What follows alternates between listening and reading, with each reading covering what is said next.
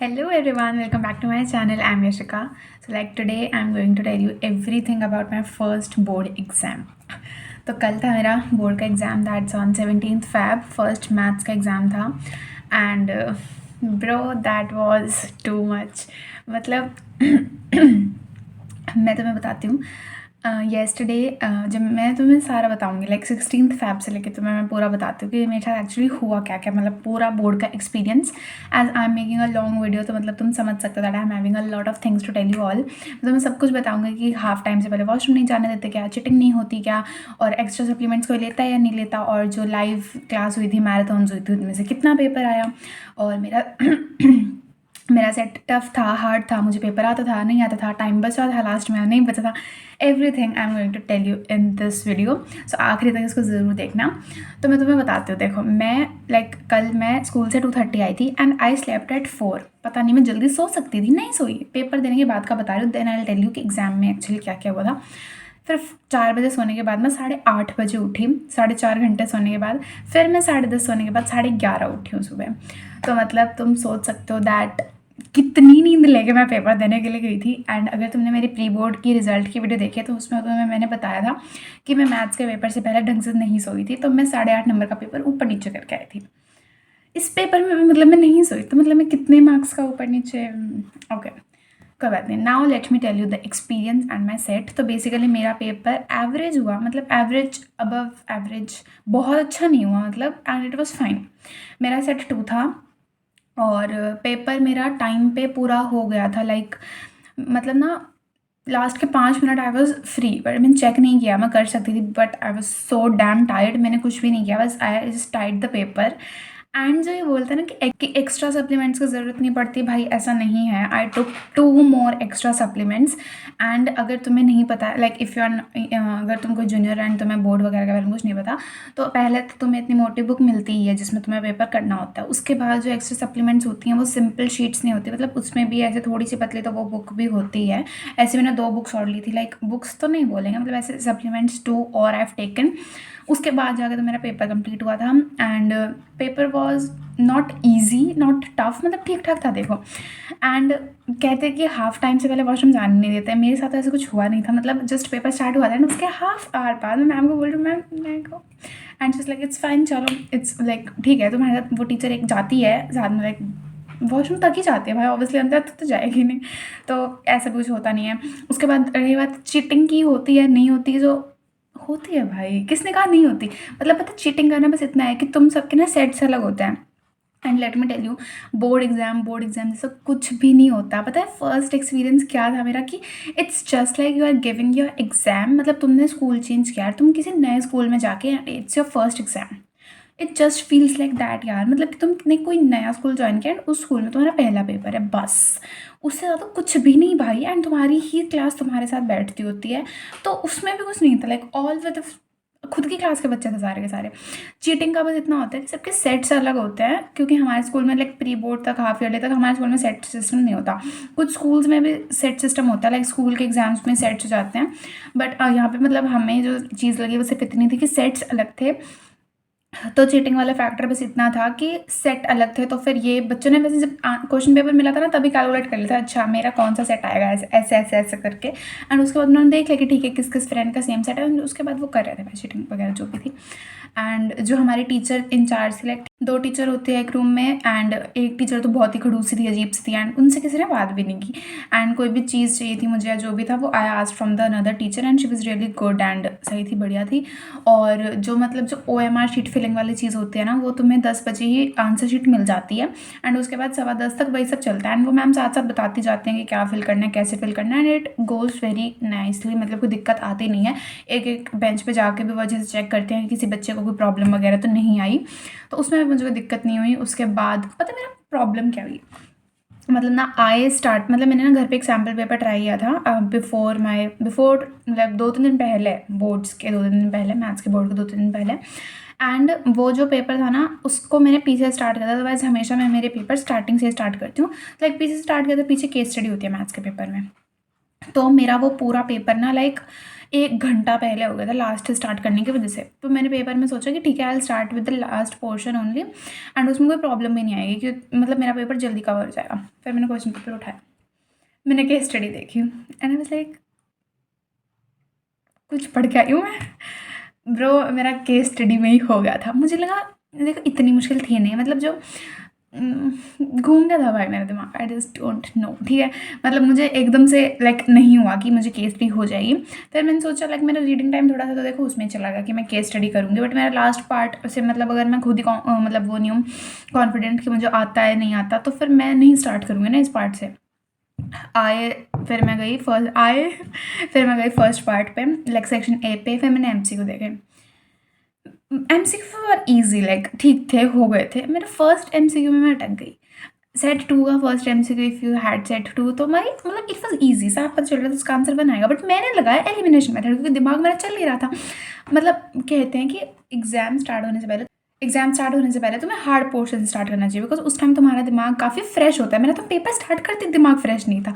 मतलब मैं तुम्हें सही में बताऊँ, मतलब मेरे को सबसे ज़्यादा कॉन्फिडेंटली मैंने सेक्शन, कौन सा था वो, थर्ड सेक्शन कौन सा, सी, सेक्शन सी मेरे को अच्छे से आता था, ठीक है। एंड सेक्शन डी भी मेरा हो गया था। पता है क्या था, when I was doing section C ना, तब मैं भूल ही गई थी कि सेक्शन डी जैसा भी कुछ होता है। एंड मेरे को लगा था कि ठीक है अभी मैं सेक्शन कर रही हूँ, ठीक है करते जाओ आराम से, उसके बाद मुझे बस सेक्शन ई करना है एंड मेरा टाइम मैनेज हो जाएगा, मुझे रीडिंग टाइम पे मिल जाएगा। जो क्वेश्चन मैंने अच्छे से नहीं किए थे पहले, मैं उनको भी एक बार दोबारा देख लूँगी मिस्टेक्स।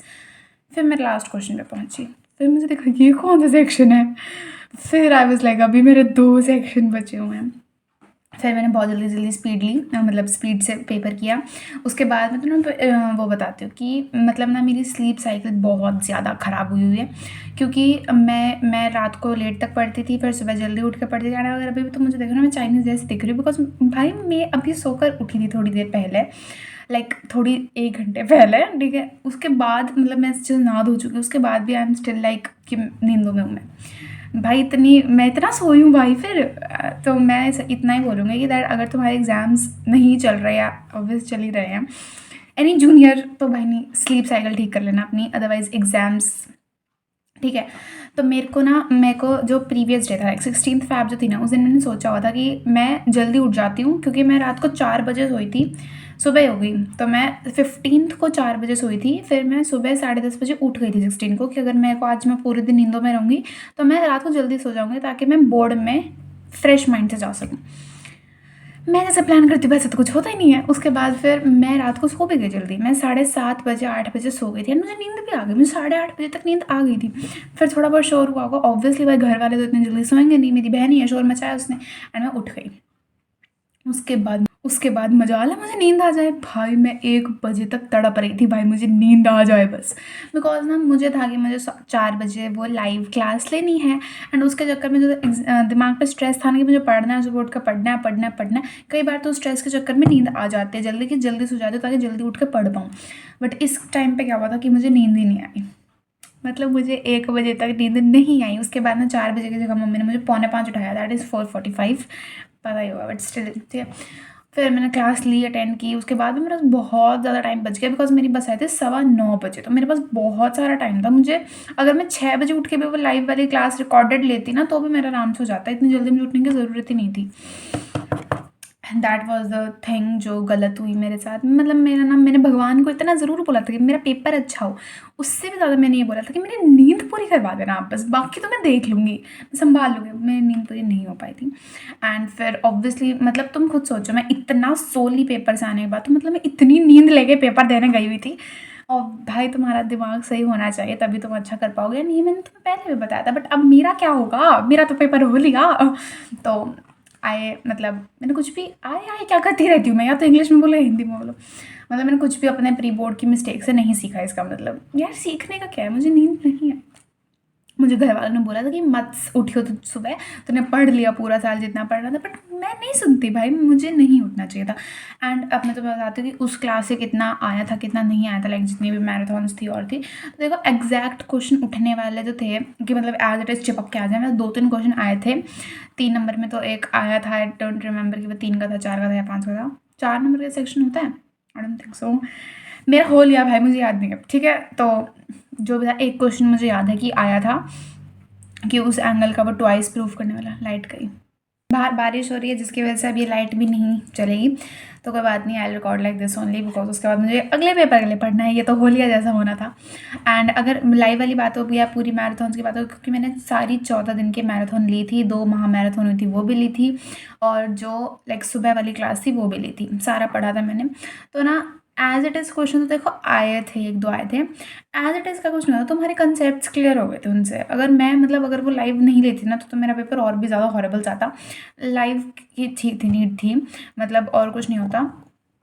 एंड ओवरऑल ऐसा भाई कुछ भी नहीं होता कि बोर्ड है बोर्ड है बोर्ड है, इट्स नथिंग भाई, नथिंग।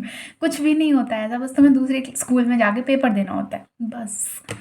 बस भाई। एंड पहले ये होता था कि जैसे लाइक बोर्ड का पेपर आसान आता है तो हो जाता था, अब बस इतना नहीं होता कि बोर्ड का पेपर ईजी है, बोर्ड का पेपर भी टफ आने लग गया है।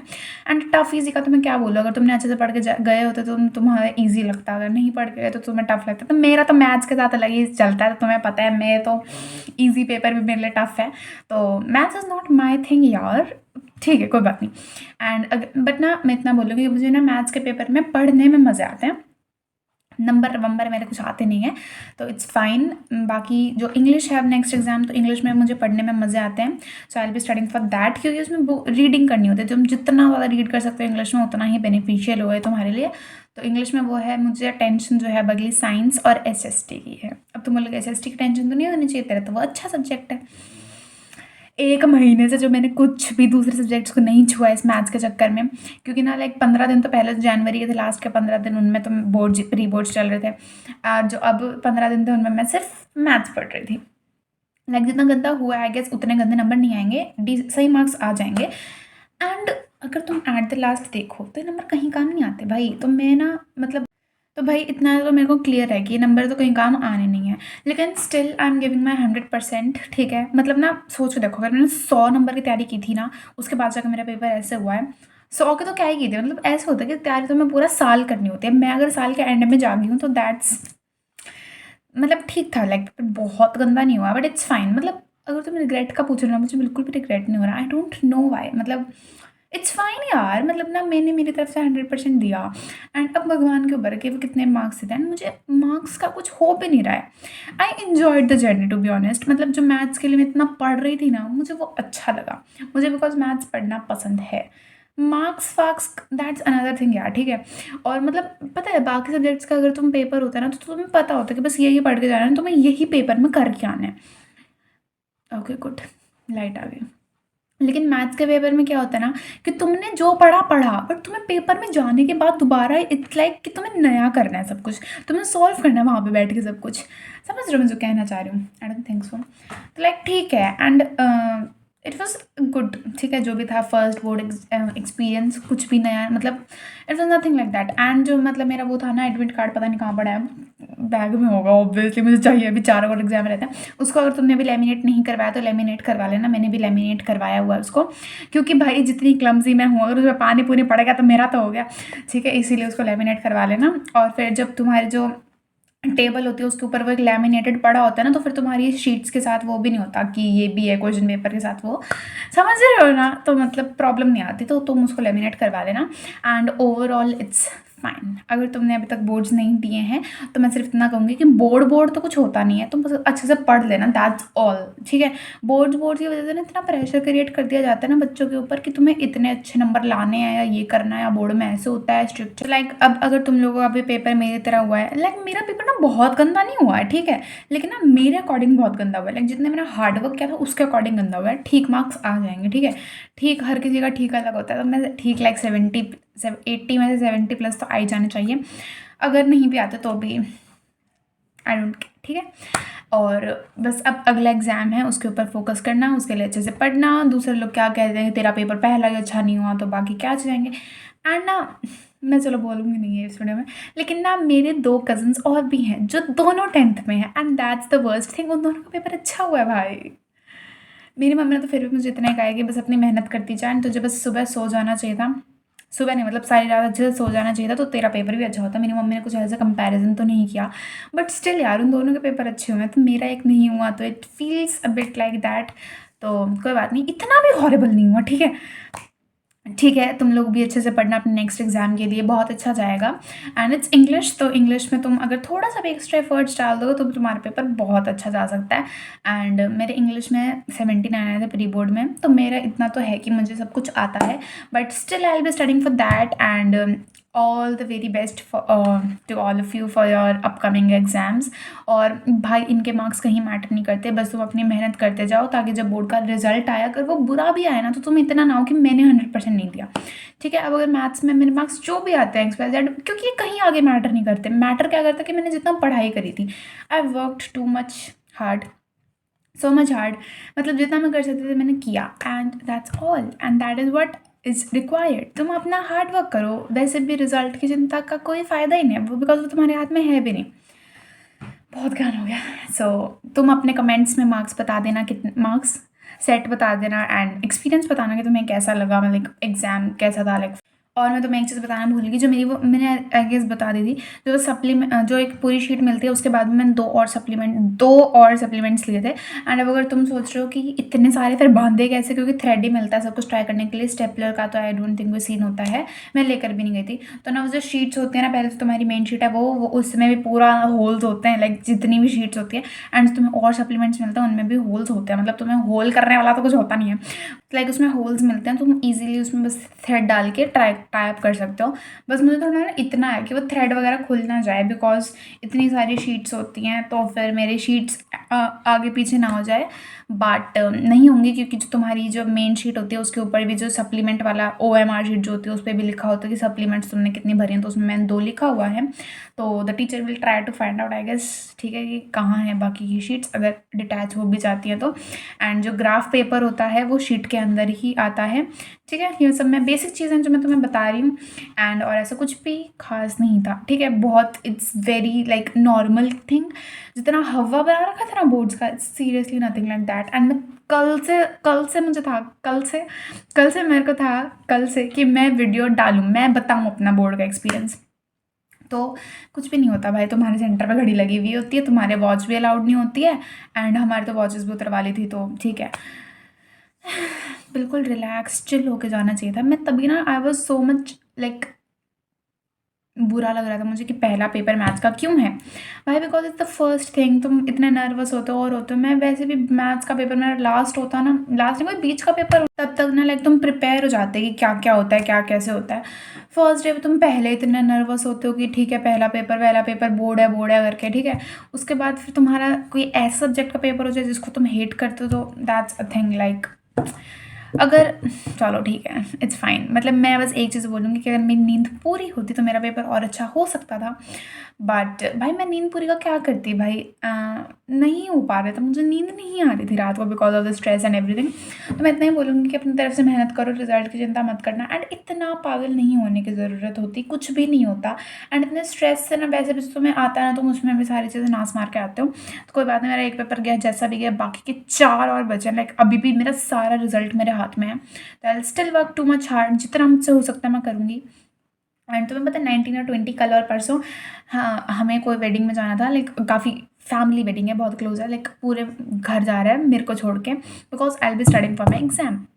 तो आई नो माई प्रायोरिटीज़। कोई बात नहीं, all the very best for all of you for exams. And बहुत बड़ी वीडियो कर दी, कब की मैं एंडिंग कर चुकी होती। तो that was all my experience, and तुम मुझे बताना कितना रिलेट कर पाए तुम इससे। हमारी एग्जामिनर भी अच्छी थी भाई, जो भी थी, and it was good. That's all for this video. Subscribe to this channel and bye bye. All the very best.